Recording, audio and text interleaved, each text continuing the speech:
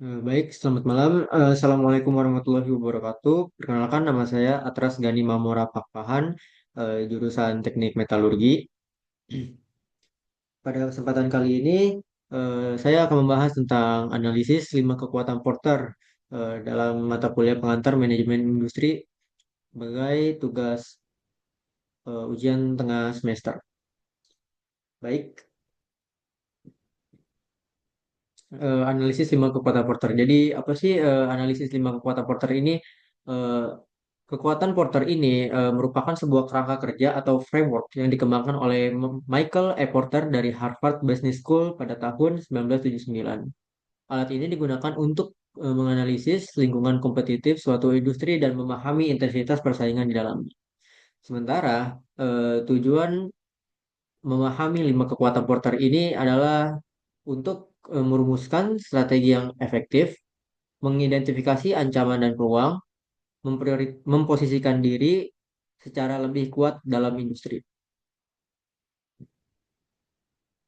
Baik, untuk yang pertama merupakan ancaman pendatang baru atau threat of new entrants. Jadi, apa sih threat of new entrants ini? Jadi, untuk kategori yang pertama adalah mengukur seberapa mudah atau sulit bagi pesaing baru untuk memasuki industri. Nah, faktor-faktor yang mempengaruhi ancaman pendatang baru adalah hambatan masuk atau barriers to entry, diferensiasi produk, kebutuhan modal, biaya peralihan atau switching cost, akses ke saluran distribusi, serta kebijakan pemerintah. Nah, contoh perusahaan yang akan saya bahas di sini adalah perusahaan Yamaha Motors. Nah, eh, analisa yang dilakukan Yamaha adalah bahwa produk Cina dan India seperti perusahaan Bajai, TVS, dan berbagai merek Cina seperti Zontes yang memiliki kemampuan produksi massal dengan biaya rendah berpotensi masuk ke pasar global dengan harga yang sangat agresif. Yang ini menunjukkan bahwa akan mengganggu perusahaan Yamaha itu sendiri. Lalu bagaimana strategi Yamaha dalam mengatasi ini? Yang pertama, dalam bagian inovasi dan diferensiasi produk, Yamaha fokus pada membangun merek yang kuat, yang identik. Mereka tidak hanya menjual produk, tetapi juga pengalaman berkendara, terutama di segmen sport. Pada YZF-R series, pada segmen adventure yaitu Tenere, dan premium MT series. Lalu yang kedua, bagian ekonomi skala dan aliansi. Yamaha berbagi platform dengan komponen dengan mitra seperti dalam kemitraan dengan Honda untuk pertukaran teknologi untuk menekan biaya. Yang ketiga, memperkuat jaringan distribusi dan after sales. Nah, Yamaha membangun loyalitas pelanggan melalui jaringan dealer dan bengkel resmi yang luas dan terpercaya, yang sulit ditiru pendatang baru dalam waktu singkat.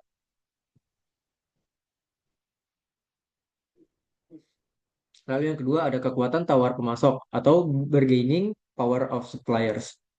Nah, kekuatan ini menganalisis beberapa besar kontrol yang dimiliki oleh pemasok atas perusahaan. Pemasok yang kuat dapat menekan harga, menurunkan kualitas, atau membatasi jumlah pasokan yang pada akhirnya mengurangi profitabilitas perusahaan.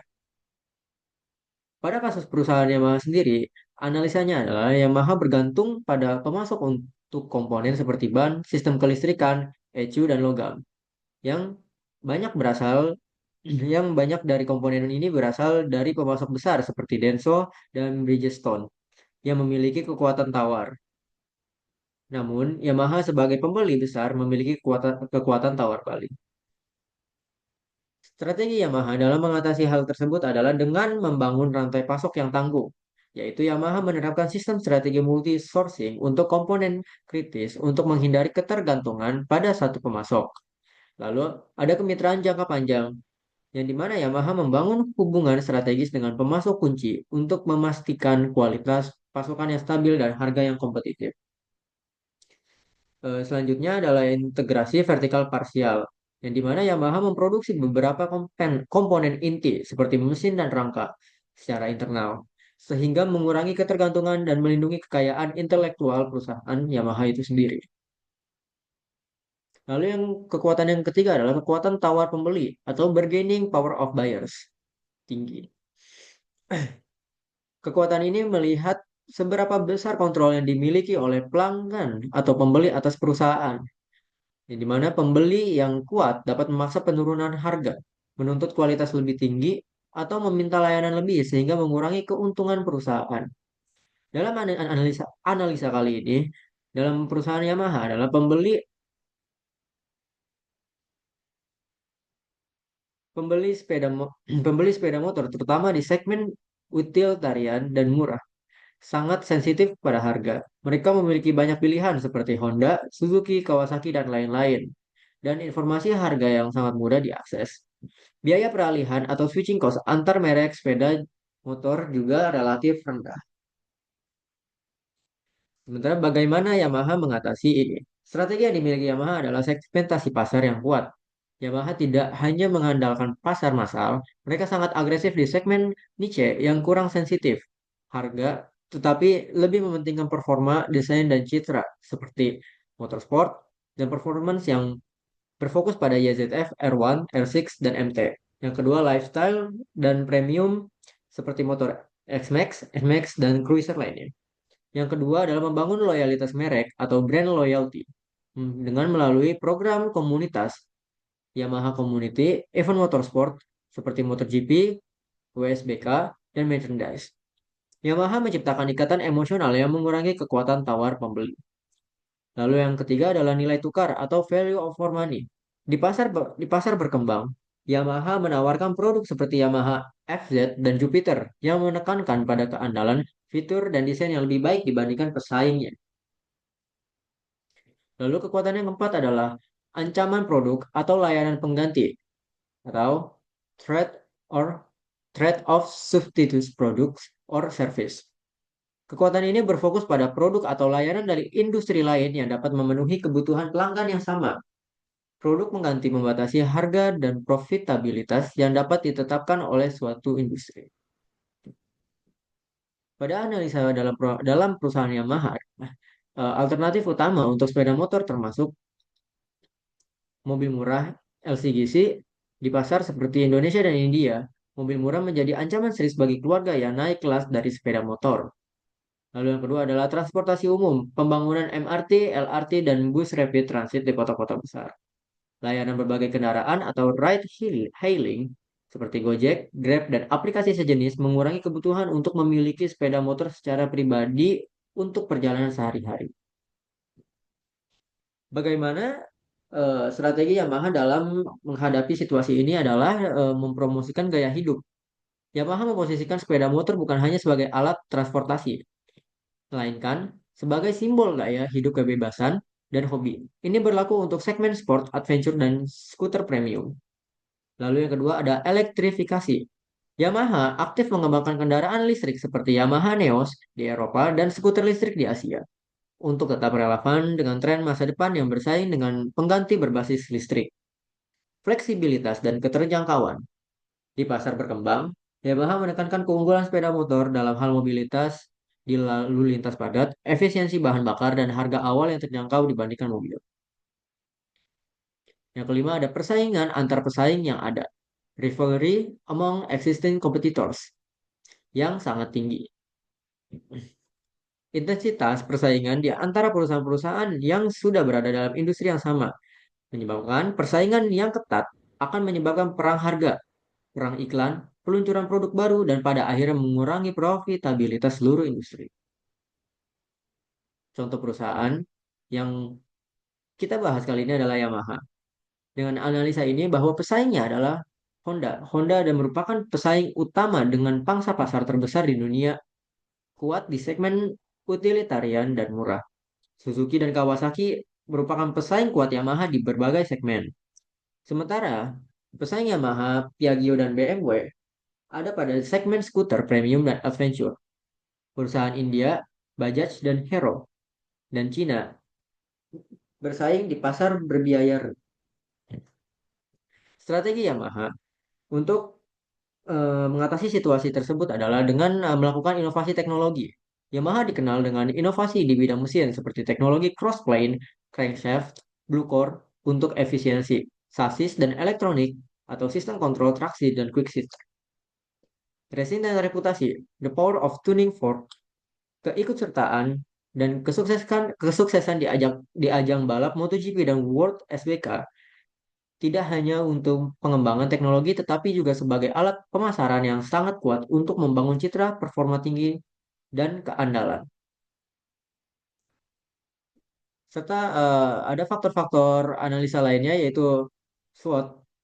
Nah, dalam analisa ini dalam segi kekuatan, merek global yang kuat dikenal dengan performa, inovasi, dan keandalan, teknologi, dan R&D yang unggul, terutama di mesin dan handling. Portofolio yang luas dan mendalam dari skuter matic hingga motorsport balap. Jaringan produksi dan distribusi global, warisan motorsport yang prestisius. Ini merupakan kekuatan yang dimiliki oleh Yamaha. Serta kelemahan Yamaha itu sendiri adalah pangsa pasar yang lebih kecil dibandingkan Honda di segmen masa global. Lalu ketergantungan pada pasar Asia, terutama Indonesia untuk volume penjualan. Lalu harga yang cenderung lebih tinggi dibanding pesaing utama di segmen yang sama. Sementara ini ada analisa peluang yang bisa dilakukan oleh Yamaha, yaitu adalah pertumbuhan pasar di Asia Tenggara dan Afrika. Tren elektrifikasi, kesempatan untuk memimpin dengan teknologi baru. Peningkatan permintaan untuk kendaraan premium dan lifestyle. Kemitraan strategis seperti dengan Honda untuk teknologi atau dengan mitra lokal. Lalu yang terakhir adalah ancaman yang kemungkinan akan mengancam perusahaan Yamaha, yaitu adalah regulasi emisi yang semakin ketat, Euro 5 dan lain-lain. Fluktuasi nilai tukar mata uang dan kenaikan harga bahan baku. Lalu ada persaingan harga yang sengit dan pemain murah. Yang terakhir ada pergeseran ke mobilitas ke berbagai otonom. Baik, untuk selanjutnya adalah pelaporan perbandingan keuangan antara Yamaha dengan laporan keuangan Honda. Untuk yang pertama adalah laporan keuangan Yamaha. Di sini dalam juta yen pada Desember 31 2024, Yamaha memiliki total aset yaitu sebesar 2.783,501 juta yen. Lalu pada Juni tanggal 30 2025, aset total yang dimiliki oleh Yamaha adalah 2.758,359 juta yen.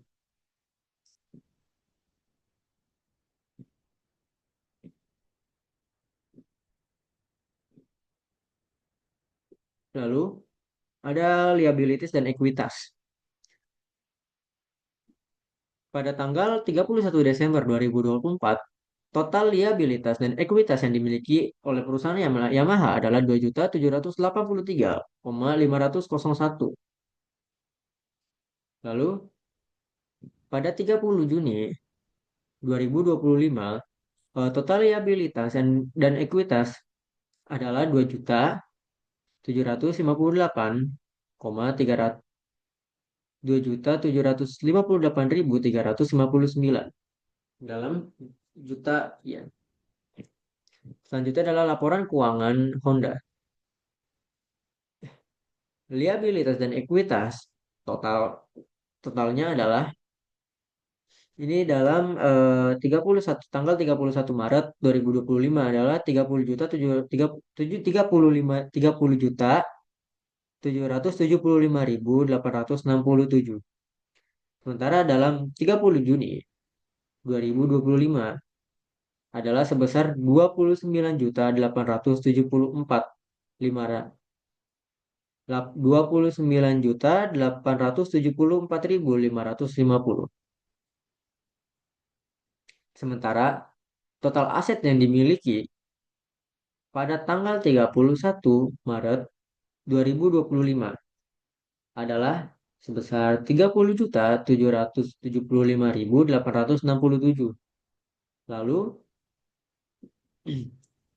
pada Juni pada 30 Juni 2025 20 Total aset pada Honda adalah 29.874.550.